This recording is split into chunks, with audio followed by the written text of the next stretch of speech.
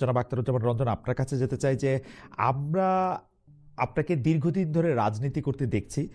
দীর্ঘদিন বলতে আমি যদি 90 সালও ধরি তাইলেও মানে 90, 30, 36 বছর বা তার চেয়েও আগের একটু সময় থেকে যদি ধরা যায় 40 বছরের মতো, এই সময়ের মধ্যে আপনি বিএনপি করেছেন, দল আপনাকে ছেড়েছে, আপনি দল ছেড়েছেন, কিন্তু আপনার কণ্ঠ বা আপনার ভয়েস সবসময় ছিল জামাতে ইসলামের বিরুদ্ধে খুবই উচ্চকিত।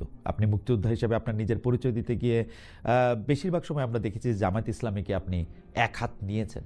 এখন সেই জামাতে ইসলামী দলেই আপনি যুক্ত হয়েছেন, বা আমাদের প্রশ্ন হচ্ছে যে ঠিক কখন বা কোন পয়েন্টটাতে আপনার মনে হলো যে আপনি আসলে জামায়াতে ইসলামের রাজনীতিটা করতে পারবেন বা করবেন? জনাব আখতারুজ্জামান। ধন্যবাদ, জি ধন্যবাদ খালেদ জি মুগ্ধ ভাই, জি ধন্যবাদ জি। আপনার এই বহুল প্রচারিত এই মিডিয়াতে আমাকে দাওয়াত দেওয়ার জন্য। হুম, এই জন্য প্রথমে আপনাকে শুকরিয়া আদায় করছি। আপনার থ্যাংক ইউ। মাধ্যমে আপনার অগত অসুস্থতাদেরকে আমার সালাম জানাচ্ছি। আসসালামু আলাইকুম। যে যেখানে আছেন ভালো থাকবেন, সুখে থাকবেন, নিরাপদে থাকার চেষ্টা করবেন। দেখেন, আমি 91 সনে যখন সংসদ সদস্য হয়ে নির্বাচিত হয়ে আসছিলাম, তখন আমি সবচেয়ে বড় একটা প্রতিবাদ করেছিলাম যে আমাদেরকে যদি সরকার গঠন করতে হয়, তাহলে আমরা কেন মুক্তিযুদ্ধের পক্ষের লোকদের সরকার গঠন করতে পারবো না। তৎকালীন সময়ে আমাদের আসন ছিল 142টি, আমাদের প্রয়োজন ছিল আর 9টি আসনের। 9টি আসন কিন্তু জামাত এবং জাতীয় পার্টি ছাড়াও আমাদের পক্ষে সংগ্রহ করা সম্ভব ছিল। কিন্তু তৎকালীন সময়ে বিএনপির সবচেয়ে বেশি আগ্রহ ছিল যে তারা যেন এই জামাতকে নিয়ে দল করে। আমি বলেছিলাম এই জন্য যে জামাত যেহেতু তাদের বিরুদ্ধে যুদ্ধ অপরাধের একটা অপবাদ আছে, তাদের অনেকের বিরুদ্ধে যুদ্ধ অপরাধে মুক্তিযুদ্ধের বিরোধিতা করেছে, সরাসরি বিরোধিতা করেছে। যেমন তৎকালীন সময়ে নিজামী সাহেব বা তারপরে তখন এরা কয়েকজন নেতৃস্থানে যারা করেছিলেন, গোলাম আজম সাহেব নিজ নেতৃত্বে বিরোধিতা করেছিলেন বাংলাদেশের। তখন আমি বলেছিলাম যে এদের বিরুদ্ধে, এদেরকে সাথে নিয়ে আমাদের রাজনীতিতে করাটা ঠিক হবে না, যেহেতু বিএনপি জিয়ার দল, শহীদ জিয়ার দল, শহীদ জিয়া একজন মুক্তিযুদ্ধের ঘোষক, কাজে এখানে এটা করা ঠিক হবে না। এটা শুধু তৎকালীন আমার বক্তব্য। তারপরে অনেক পানি গড়িয়ে গেছে, অনেক ঘাত প্রতিঘাত হয়েছে। আমরা পরবর্তী দেখেছি দেশমাতা খালেদা জিয়া রাজনীতি থেকে সরে গেছেন, সেখানে ওনার পুত্র জনাব তারেক রহমান সাহেব ক্ষমতায় আসছেন। সেখানে এসে দেখলাম যে আমরা আসলে, আমি এই পর্যন্ত 5বার দল থেকে বহিষ্কৃত হয়েছি, 5বারই আমি দলে ফিরে গেছি। কারণ আমার দলের প্রতি আনুগত্য কখনোই কম ছিল বলে আমি মনে করি নাই, এবং এখনো আমি অন্তর দিক দিয়ে দলের প্রতি আনুগত্য, দেশমাতা খালেদা জিয়ার প্রতি অনুগত, আমি শহীদ রাষ্ট্রপতি জিয়া রহমানের প্রতি অনুগত, তারাই আমার নেতা। কিন্তু দেখা গেল গত প্রায় 4 বছর ধরে, 3 থেকে 4 বছর ধরে আমি বহিষ্কৃত, 22 সন থেকে আমি বহিষ্কৃত। কারণ আমার অপরাধ ছিল, আমি বলেছিলাম দলের নেতাদেরকে যে তোমরা যে আন্দোলনে যাচ্ছ না, এই যে ডেলি ডেলি পায়জামা পাঞ্জাবি বদলায় বদলায় খালি মিডিয়ার সামনে এসে কথা বলো, তোমাদের তো রাজপথে আমরা দেখি না, রাজপথে না থাকলে তো একদিন তো তোমাদের উপরে জনগণ চড়াও হবে। সেখানে আমি কর্কশ ভাষায় বলেছিলাম যে মানুষ জুতা পেটা করবে। এই বিষয়টি তারেক রহমানের সামনে গিয়ে তুলে ধরা হলো, আমি নাকি তারেক রহমান সাহেবকে বলছি জুতা পেটা করবে। তারেক রহমান সাহেব একবার ভেবে দেখলেন না যে লন্ডন থেকে তুমি আন্দোলনে অংশগ্রহণ করা সম্ভব না, সম্ভব না। যে সমস্ত নেতারা ঢাকা শহরে রাজনীতি করার কথা, আমরা তো দেখেছি কোন নেতাই মঞ্চে 5 থেকে 7 মিনিট আগে মঞ্চে যেতেন, তারপর বক্তৃতা দিয়ে মঞ্চ থেকে নেমে চলে আসতেন। এই জিনিসটা তারেক রহমান সাহেব জানতেন না বলে উনি মনে করতেন যে আমাদের বিএনপির নেতারা, বিশাল বিশাল নেতারা, কে কত মামলা খাচ্ছে, সে যত মামলা খাচ্ছে তত বড় নেতা। এখন জেল খাটা নেতা না, এখন নেতাদের হলো কে কত মামলা কেটেছে, কত কার নামে কত মামলা আছে। তৎকালীন সময় বলেছিলাম। তারপরে আমাকে আবার 5মবারের মতো বহিষ্কার করা হলো। সেই বহিষ্কার আজকে প্রায়, ম্যাডাম যত বহিষ্কার করছে 2-3 মাস 5 মাস পরে আমার বয়সকে আবার মানে প্রত্যাহার করে নিয়েছে। আমাকে ডাকছে, বলছে বলো এগুলা কেন করলা।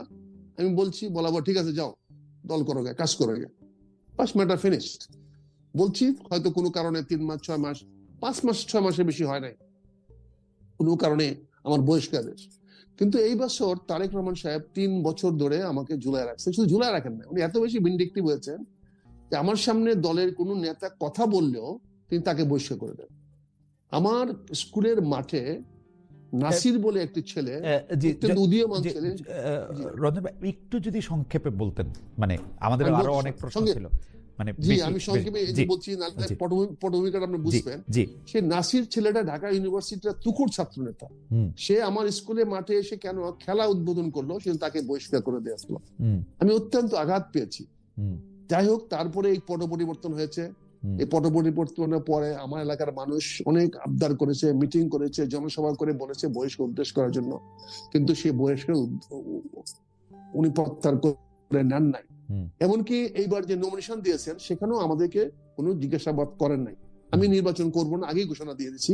আমি 2024 সনে আমি আগস্ট আন্দোলনের পরেই আমি ঘোষণা দিয়েছি আমি আর নির্বাচন করব না, হুম এবং তারপরে বারবার বলে আসছি, কিন্তু উনি আমাদের কোনো রকম গুরুত্ব দেন না। এমনকি আমরা ভোট কাকে দিব সে প্রার্থী পর্যন্ত যোগাযোগ করে না। আমি যেখানে পরিষ্কার বলে দিয়েছি আমি নির্বাচন করব না, সেখানে প্রার্থী পর্যন্ত আমার সঙ্গে যোগাযোগ করে না, কারণ তাকে বহিষ্কার করে দিতে পারে, বিএনপির নেতা কর্মী না বহিষ্কার হতে পারে। তো এরকম একটা ভিন্ডিকটিভ নেতা যদি হয়, এভাবে তো রাজনীতি হবে না।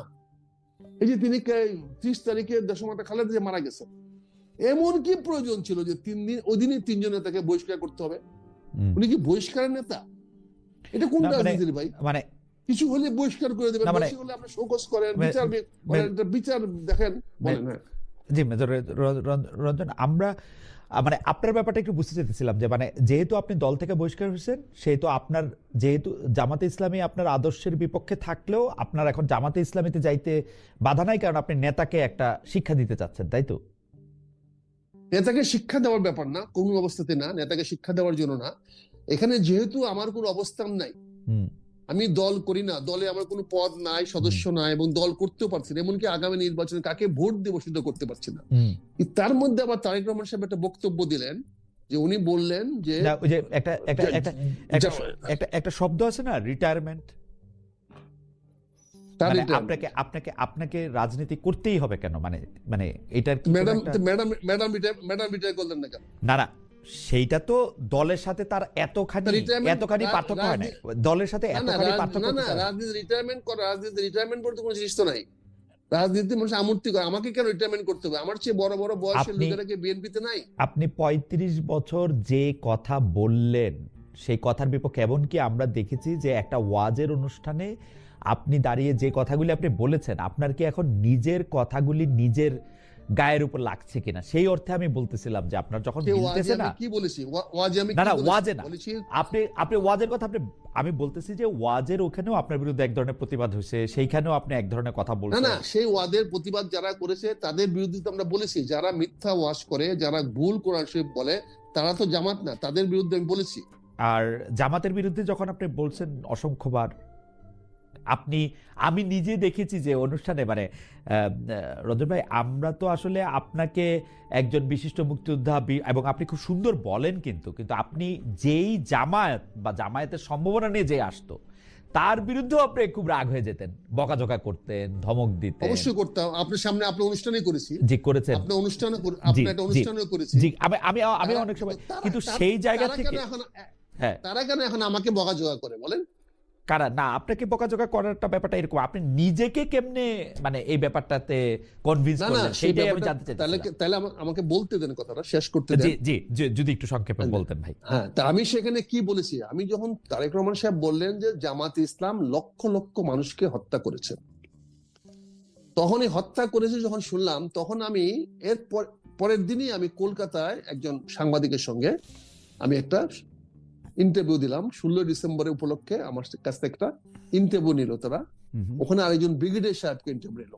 সেখানে আমরা জানতে পারলাম, উনি বললো যে তৎকালীন জামাত ইসলামী একটা ছোট্ট দল ছিল, তারা কোনো রাজাকার আল বদরে ছিল না, আল সামচে ছিল না। ব্রিগেডিয়ার সাহেবের বক্তব্য, হুম, এটা পিকে গাঙ্গুলি এক ব্রিগেডিয়ার সাহেব বললেন। এবং তারা বলে 29,000 রাজাকার আল বদর আল সামস তাদেরকে সারেন্ডার করেছে, যে 94,000 ভারতীয় পাকিস্তানি বাহিনী সারেন্ডার করেছিল, তার মধ্যে 29,000 ছিল রাজাকার আল বদর আল সাম। তাদের মধ্যে জামাতের কোনো লোক ছিল না, তারা সারেন্ডার করে নাই, তারা এখানে ছিল। অর্থাৎ তারা বলতে সার্টিফাই করেছে যুদ্ধাপরাধের সঙ্গে তারা জড়িত না। হুম, তাহলে আমরা যে ইতিহাসে জেনে আসতেছিলাম, সেই ইতিহাসটা আমরা পাকিস্তানের বিরুদ্ধে যুদ্ধ করেছি, হুম, আমাদের জামাতের বিরুদ্ধে যুদ্ধ করে নাই। ওকে আমরা যে ইতিহাস জেনে আসছিলাম, আমি সেটা প্রতিবাদ করেছি। ওকে, সেটা প্রতিবাদ করার পরে জামাত প্রতিবাদ করার পরে আমি জামাতের সঙ্গে যোগাযোগ করি নাই। জামাত দেখা হইলো, কথা হইলো 21শে নভেম্বর হুম। আমাদের এই আর্ম ফোর্সের ডেতে জামাতে আমিরের সঙ্গে আমার প্রথম দেখা হলো, কথা বললাম। উনাকে বাই দ্য ওয়ে বললাম যে এই সমস্ত জিনিসগুলো হচ্ছে, আপনারা প্রতিবাদ করেন না কেন? উনি আমাকে 4 দাওয়াত দিলেন। সে 4 দাওয়াত হইতে হইতে এটা আসে ধরলো 12ই ডিসেম্বর। ওকে। 12 ডিসেম্বর বিকালবেলা আমার 4 দাওয়াত ছিল, যেতে পারি নাই কারণ সেদিন হাদি মারা গেল। হুম। হাদি মারা যাওয়ার জন্য অনুষ্ঠানটা পোস্টপোন হলো। 13 তারিখে তিনি আমাকে আবার দাওয়াত দিলেন। 13 তারিখ সকালে 9টার সময় গেলাম। 12 তারিখে মনে হয় না, 12 তারিখে মনে হয় না হাদি মারা গেছে। হাদি গুলিটা খাইছিল সে সময়, হাদি মানে মৃত্যুটা পরে। আচ্ছা ঠিক আছে, ওকে ওকে, ব্যাকরণটা সঠিক হলো। জি জি। ঠিক আছে, হ্যাঁ। তো হাদিকে গুলি করা হয়েছিল, সেই জি। হাদি গুলি করার কারণে সেই অনুষ্ঠানটা আমরা যেতে পারি নাই। পরের দিন 13 তারিখে সকাল 9টায় উনি আমাকে আবার 4 দাওয়াত দিলেন, আমি গেলাম। সেখানে কথা বলার পরে উনি আমাকে বললেন যে তাহলে কি আপনি প্রতিবাদ করেন? আমি বললাম আমি প্রতিবাদ করবো কি করে, আমি তো আপনাদের কেউ না, তাই আপনি কি দলে যোগদান করতে চান? তাই আমি বললাম আপনার দলে তো রোকন না হলে যোগদান করা যায় না। উনি বললেন না, সহযোগী যোগদান করা যায়। তাই আমি বললাম আমি যদি আপনি নেন আমি তো রাজি আছি, আমি যোগদান করতে রাজি আছি। তাই আমরা যোগদান করলাম। ওকে। যোগদান করার পরে গঠনতন্ত্রে দেখলাম জামাত বাংলাদেশের স্বাধীনতা বিশ্বাস করে। ওকে। জামাত বলছে বাংলাদেশ একটি মহান মুক্তিযুদ্ধের মাধ্যমে স্বাধীন হয়েছে এবং জাতি রাষ্ট্র হিসাবে প্রতিষ্ঠিত হয়েছে। সেই জাতি রাষ্ট্র হিসাবে পড়েছে বলে তারা এই দেশের স্বাধীনতা সার্বভৌমত্বে বিশ্বাস করে। তাহলে বাংলাদেশে যে বর্তমান প্রজন্ম, জামাতের যে বর্তমান প্রজন্ম, বর্তমান আমির সাহেবের বয়স মাত্র 59 বছর, অর্থাৎ উনার বয়সও 13 বছর 14 বছর বয়স ছিল 71 যুদ্ধের সময়। কিন্তু যুদ্ধপরাধী না, 66 বছর 66 বছর যুদ্ধপরাধী না। হ্যাঁ 13 এবং এই যে আজকে যে জামাতের লক্ষ লক্ষ নেতা কর্মী গঠিত হয়েছে, তাদের বয়স বাংলাদেশ স্বাধীন হওয়ার পরে হয়েছে। 55 বছর হচ্ছে না।